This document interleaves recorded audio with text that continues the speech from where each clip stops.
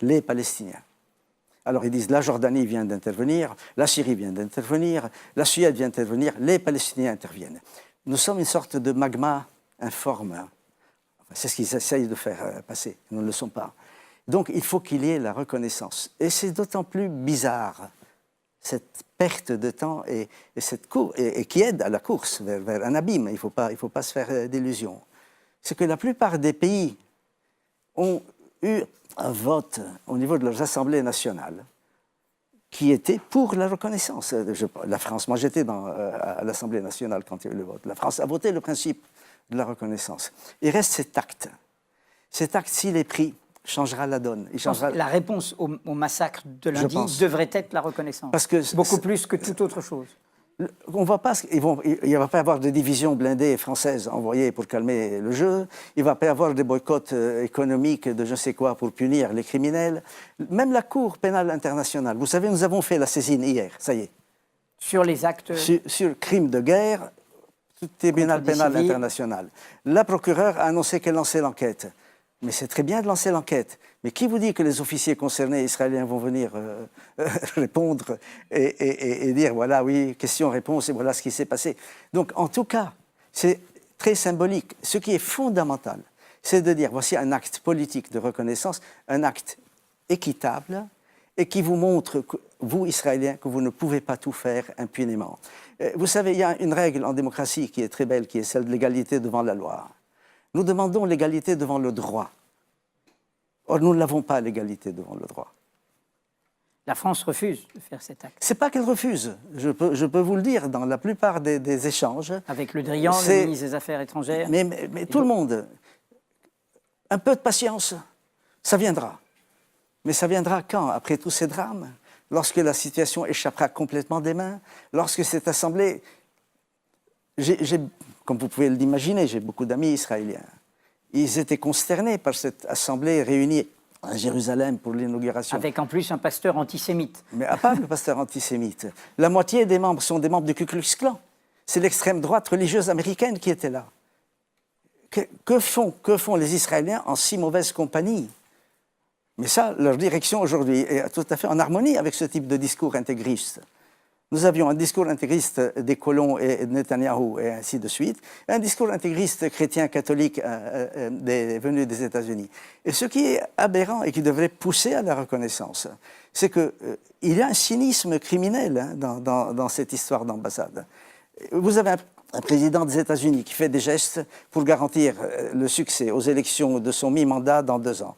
Et vous avez un Premier ministre qui pousse à la chose avec l'espoir d'échapper précisément à l'enquête.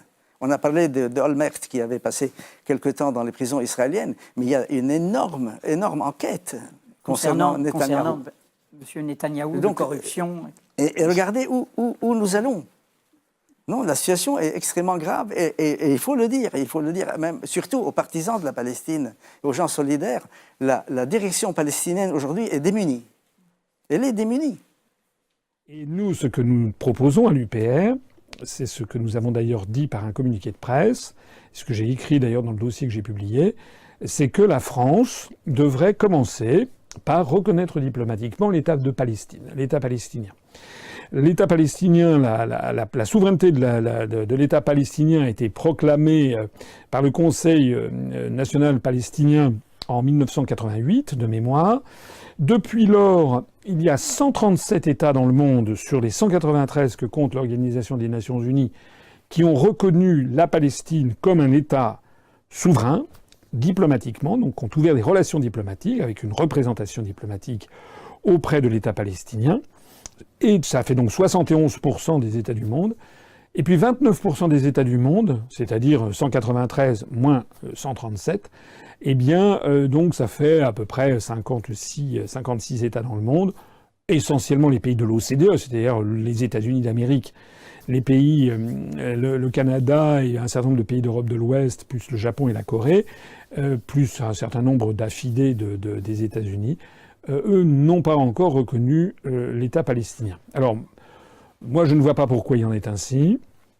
Dans la mesure où la politique officielle de la France consiste à œuvrer en faveur de 2 États, je ne comprends pas que l'on puisse encore, maintenant ça fait donc depuis 30 ans que cet État palestinien a proclamé son indépendance et sa souveraineté. Je ne comprends pas que la France continue à entretenir une relation diplomatique avec l'État d'Israël et refuse d'en avoir avec l'État palestinien. La France doit reconnaître l'État de Palestine. Je ferai remarquer d'ailleurs qu'au sein même de l'Union européenne, il y a 8 États qui ont reconnu l'État palestinien, qui sont, alors de mémoire, la Suède, le Portugal, la Pologne, la Hongrie, la Bulgarie, la Roumanie. Je dois peut-être en oublier la République tchèque et la Slovaquie. J'en oublie peut-être encore un. Voilà. La Russie, la Chine, l'Inde, la quasi-totalité des pays d'Amérique latine, d'Afrique, du Moyen-Orient et d'Asie reconnaissent l'État palestinien. Donc tant qu'il n'y aura pas ce sentiment d'égalité de traitement entre les deux parties, déjà on ne pourra pas avancer beaucoup. La deuxième chose aussi à laquelle je pense, là pour cette affaire en ce moment, je pense que la France, étant membre du Conseil de sécurité des Nations Unies, devrait prendre l'initiative, alors à la fois de soutenir, là il y a une demande d'enquête internationale qui a été faite, mais qui a été bloquée par les États-Unis, donc la France pourrait soutenir une proposition qui avait été faite par le Koweït au Conseil de sécurité il y a quelques jours. Enfin bon, les commissions des surveillances, tout ça, on sait que ça mène jamais à grand-chose. En revanche, la France pourrait, je pense, demander que l'Organisation des Nations Unies, le Conseil de sécurité, décide de l'envoi de casques bleus, donc des forces des Nations Unies, pour servir de tampon à la frontière entre Israël et Gaza. Alors certains, il y a des gens qui m'ont dit oui, mais en fait c'est pas des frontières unanimement reconnues, bien sûr. Mais les casques bleus ne sont pas forcément placés là où il y a des frontières juridiquement reconnues. Ils sont là pour servir de tampon entre les belligérants.